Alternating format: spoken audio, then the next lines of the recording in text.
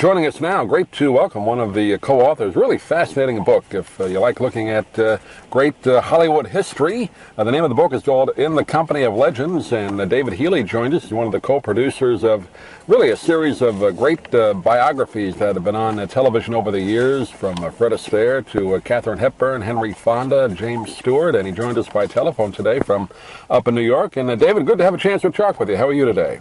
I'm great today, thank you, Doug. Good to be on the show. Yeah, I had a chance to see you the other night on TCM with Robert Osborne. That was fun to see some of those great documentary profiles again. I remember when they were on originally, some of them, but it was good to see them again.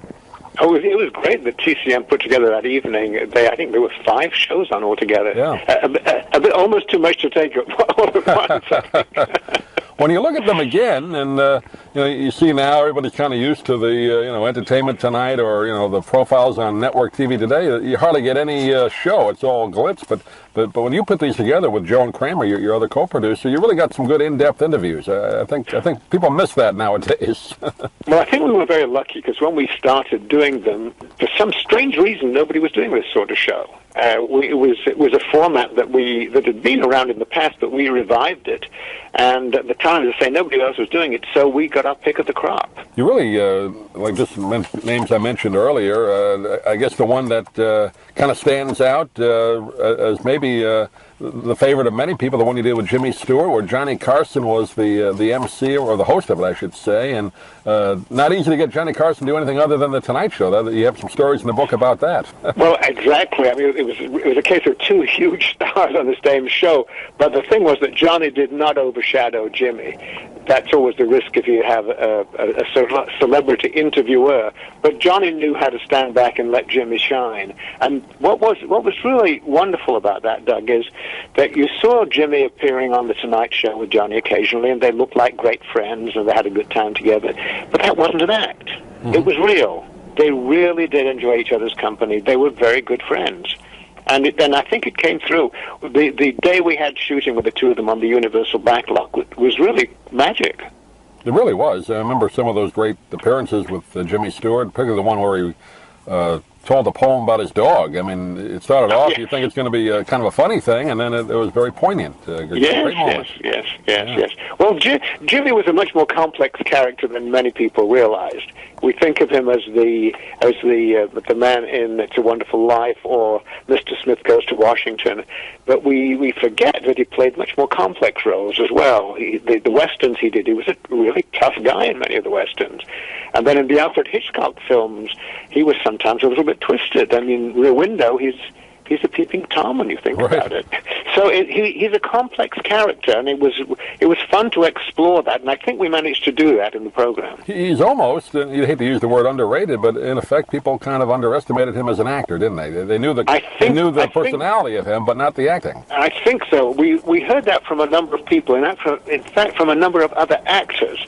I think Joanne Woodard, who's a very good friend of ours, said to Joan after the show, she said, I know now I underestimated him. I didn't realize what a good actor he is. And she said, and I should have. I'm in the business. I should have known that. He's really a very complex personality and a wonderful actor. And then, of course, his war service. I think people knew a little bit about it, but you kind of went into the book. I didn't realize how many bombing missions he was on. He led a lot of them, and like a lot of World War II veterans or war veterans, he didn't like to talk about it. He really didn't, and there was one point, because although Johnny did most of the interviews, I did a sit-down, off-camera interview with him as well, and I realized that I had to ask him about his experiences during the war, even though I'd been told he didn't want to talk about it. So I said to him, Mr. Stewart, could you tell us what a typical bombing mission over Germany was like? And he said, no. And being the brave fellow that I am, I moved right on to the next question. Yeah, you don't really expect to get that quick of an answer from him, but yeah, a lot of those guys and they didn't want to talk about it. No, but of course we found ways to put it into the show, even though he didn't want to talk about it himself. Yeah. Great interview with Jimmy Stewart. Some of the other people, quickly we'll go over that you did shows. And of course, Henry Fonda was another person that really didn't do many interviews at all. I rarely saw him on talk shows. If he did, he didn't do much in depth with him. He must have been a bit of a challenge, right? Well, he was. In fact, we met him right after we'd done On Golden Pond with Katharine Hepburn, and we were doing a profile of Katharine Hepburn at the time, and we interviewed him. And after that interview, we said to Mr. Fonda, we'd love to do a program about you. Would you be agreeable? He said, yes, of course, just let me know when you're ready. We submitted the proposal to PBS. We were working at public television at the time, and it took them a long time to get back to us. And when they did, it wasn't the answer we wanted. They said no. And that same day, that afternoon, Henry Fonda died. It was quite poignant, really. We eventually did get to do a show about him with Jane as host, called Fonda on Fonda. And we managed to find quite a bit of material of him in archives, so we were able to use his own voice at times in the program. So the Fonda on Fonda was the whole Fonda family talking about Henry, as well as Henry himself. It's a complex family, isn't it? Yes, it is. Always very complex family. Yeah, fascinating, but definitely complex and controversial in many ways. Yes, but yes, a great profile you did on him, and the one I guess you did first was the great Fred Astaire back in 1980. That must have been a fun project. Well, initially he basically told us to get lost in no uncertain terms. He said, "I don't want you to do this," and we persevered. What we did not know was that his lawyer in the 1930s had been very clever and had inserted a clause in his contracts giving him control over his clips. We were totally unaware of this. And in our ignorance, we were pressing forward on the basis that he's a public figure, so even if he didn't want us to do a show, we could do it anyway. Eventually, we got a call from his agent and saying, because of your tenacity, Mr. Astaire has given you permission to proceed. And I remember saying at the time, well, big deal. I know, we've got to do it anyway. But it was a big deal, because otherwise we wouldn't have been able to use the clips. So he then cooperated, and we were able to do a terrific show. And the funny thing is, if we had known that he controlled his clips, we would probably have given up at the beginning. And we would then not have done any of these shows, because that Fred Astaire show was the launching pad for all the others. And I know his wife, and you talk about it in the book, Robin, right? I guess she was a former jockey. She really controlled his image, or at least his estate, right? Pretty well, once tightly. he died, yes, she was in control of his image, yes, and very tight control, in fact.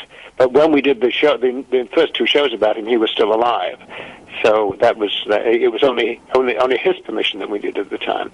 When we did a third show later, we needed her permission, and we got that. And he's another person, and like a lot of these Hollywood legends, their interviews, they did very few of them, and they're very controlled tightly by the studios, their image. So I guess they really weren't used to doing kind of off-the-cuff interviews, were they? Maybe they were a little nervous about that at the beginning. Well, they were from that Hollywood era, often called the golden age of Hollywood, which was the studios controlled the whole system. They controlled the images of their movie stars because they were their money makers, and so every bit of publicity was very carefully groomed and controlled. By the time we got to them, of course, the studio system was over, and they were, as it were, on their own. But most of them had publicists anyway.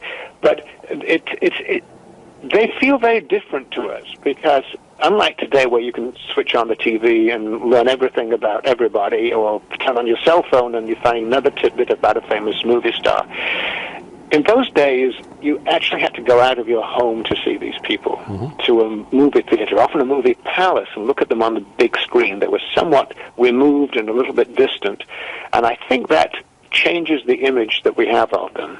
Yeah, on television, you're in your person's home, you feel more at ease with them, but on the screen, it is a little bit of a distance. You're right about that. So. Yes. You got great stories about so many names people, of course, know about. We mentioned Johnny Carson, Frank Sinatra. You had some contact with, going to his house to do some interviews. Very, very difficult to get in the house, I understand. We were doing a show about Spencer Tracy with Katharine Hepburn. She'd asked us to do the show, and we wanted to get Sinatra on the show. Well, we had a tough time reaching him. There's a good story in the book, which I'm not going to spoil right now, about Joan, who's wonderful at getting hold of people, finding the unfindable, actually. And she almost got there, and in the end, she couldn't reach him.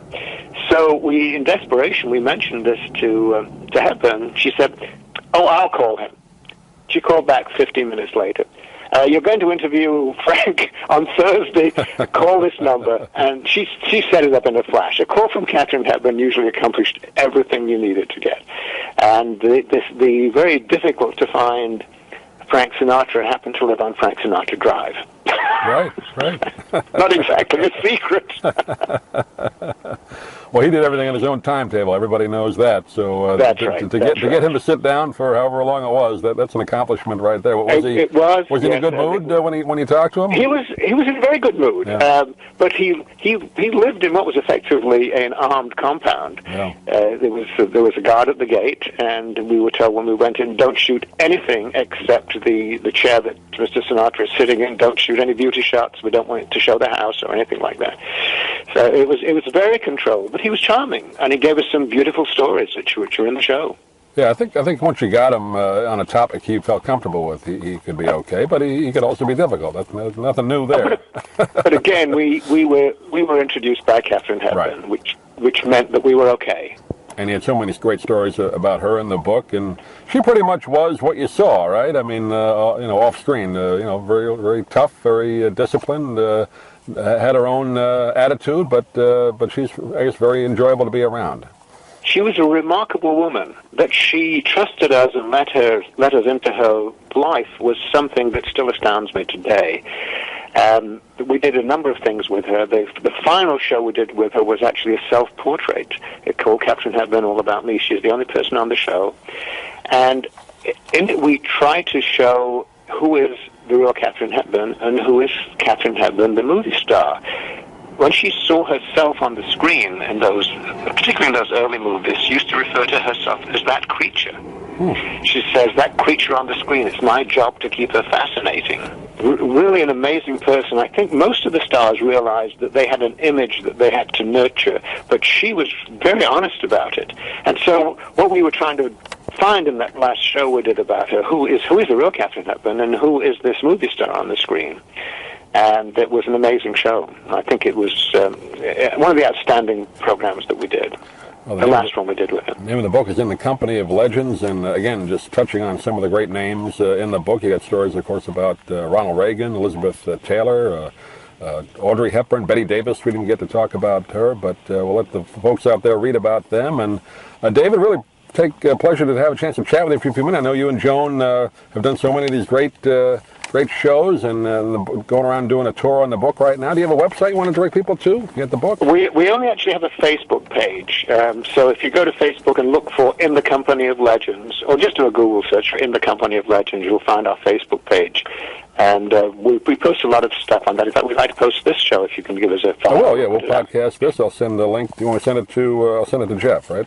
Yes, send it to Jeff. That would be great. And we'll do that. But David, really, thanks for taking the time, and hopefully we can do it again. But thanks for joining us today. Thank you very much, Doug. It was a pleasure. If you'd like to order the book we're talking about, please go to DougMilesMedia.com and enter the author's name in the Amazon search box. Thank you for listening. Please come back soon for more conversations here at DougMilesMedia.com.